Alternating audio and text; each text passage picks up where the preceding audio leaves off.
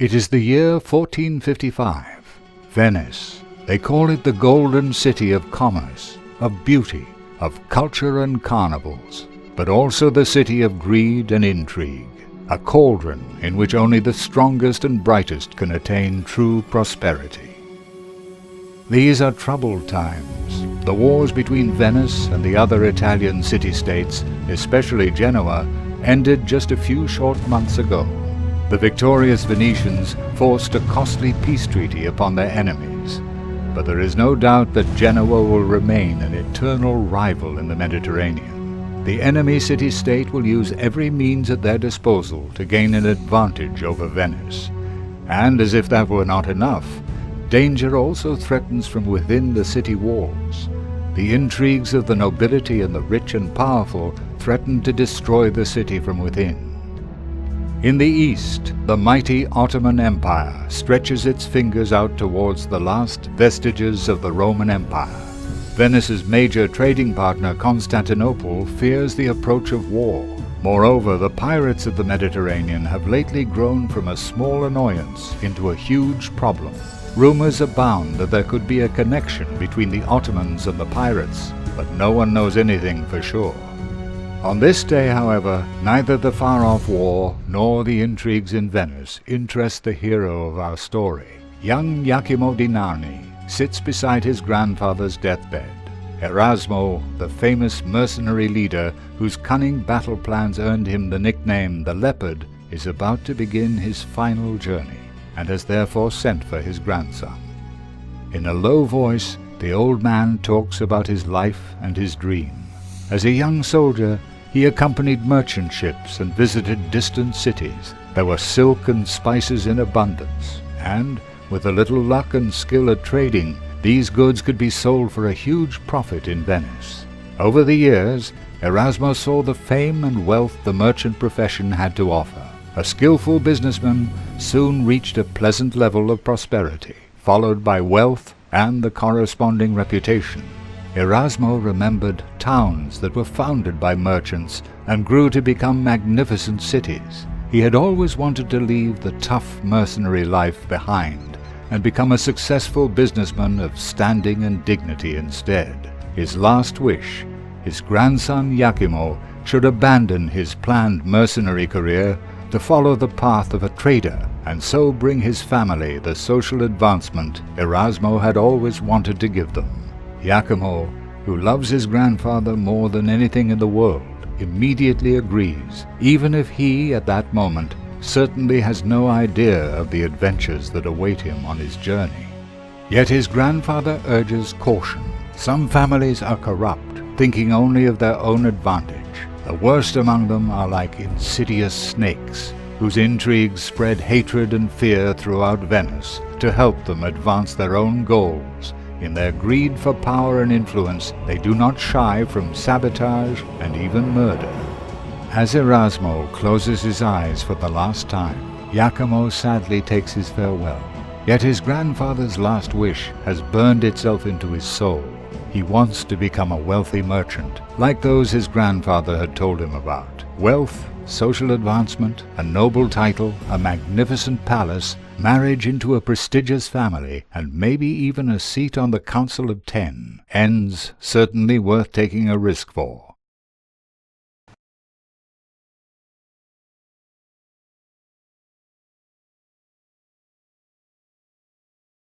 Your grandfather's last wish was that you become a trader. So to lead our family to prestige and wealth, I will support you as best I can.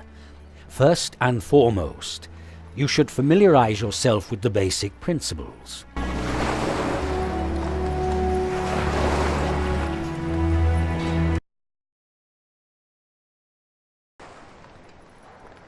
Welcome to Rise of Venice, the trade and economic simulation game set at the time of the Renaissance. In this game, your goal is to rise from a simple shopkeeper to a powerful merchant. You do this by trading goods and transporting them between the different cities of the Mediterranean. You can use W, A, S, D to scroll the screen view and the middle mouse button to adjust the zoom. Convoys are responsible for the transport of goods. The convoys you see here are controlled by traders from the different cities. They ensure that the goods produced in any given city are distributed amongst all of the cities. You can recognize your own convoys by their blue sails. You can select a convoy by clicking it or using the convoy button in the HUD. You send out a convoy by clicking on a city with the right mouse button. However, you can only click on cities you have previously discovered. You can use the space key to speed up time. Incidentally, you can also change the normal simulation time ratio whenever you wish. In order to trade in a city, you must have a convoy anchored there. Select it, then click on the marketplace.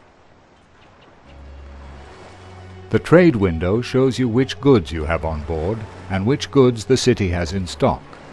Goods of which there is a large stock on hand are cheaper due to the principle of supply and demand. Each city can produce 5 goods. As a rule, you can buy those goods cheaply. To purchase a good, click on it and move the mouse. You can see how the price increases if you buy a lot of goods. Do not buy if a city has less than 2 bars of stock. Release the mouse button to complete the trade.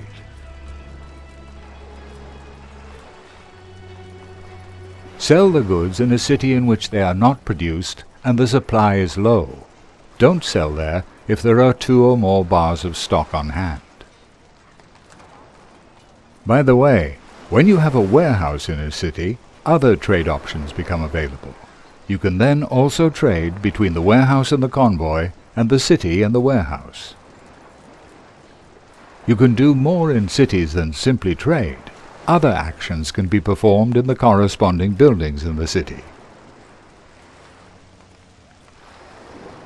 Either you click directly on a building, or you use the middle mouse button to open the building menu. And now for a few tips. You can also perform many actions right on the mini-map. You can close all the dialogues with a right click. You can use the game menu to save your game at any time. You can also see all key assignments in the Options menu. Tips are displayed on this page below. Many dialogues contain info icons that display additional information.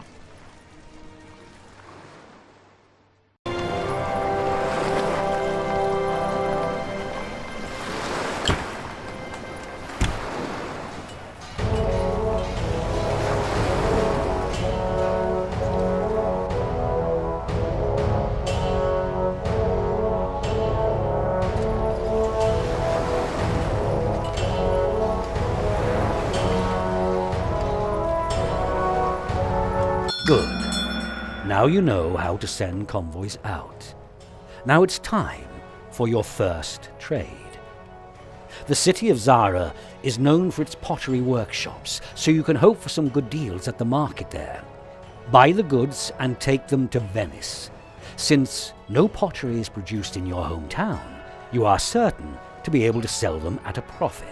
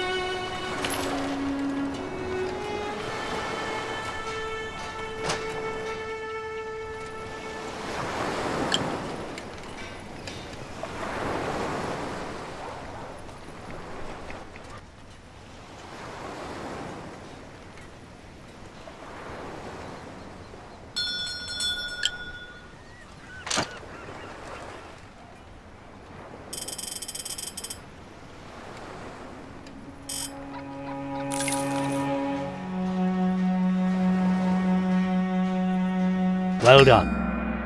I think you made quite a tidy little profit on that sale. You may have noticed that you cannot trade in all goods. The reason is that your rank is currently too low. Each time you rise in rank, new trading rights are added. But more on that later. Right now, I have a new ship for you to add to your convoy.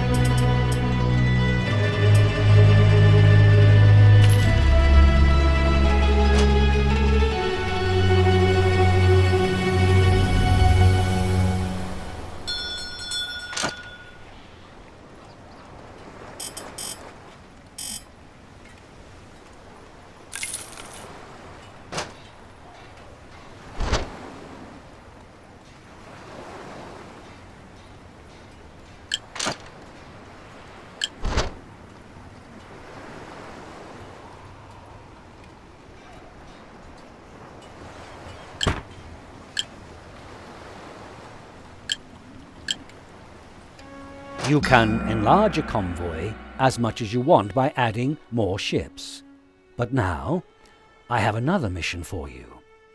I have just learned that food is scarce in Ragusa. You should use this opportunity to make some real profit from trading. And in doing so, you will also be helping the people there and increasing their prosperity.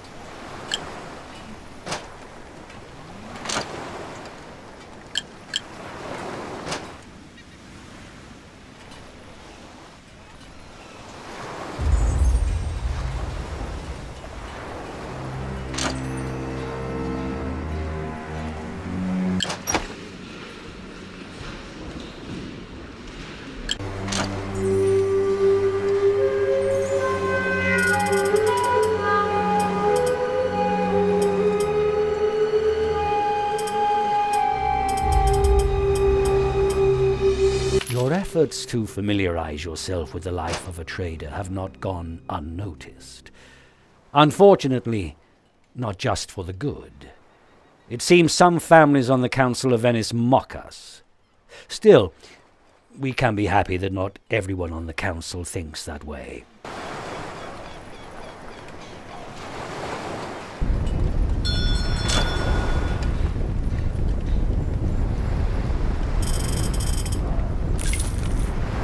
Well then, supplying Ragusa has certainly improved your standing with the Council of Venice. Good thing, because to rise in rank, it's not enough just to meet all the requirements. You have also to appear before the Council, for only its members can award you a higher rank, and that benefits our entire family. You should now take the opportunity to move up in rank.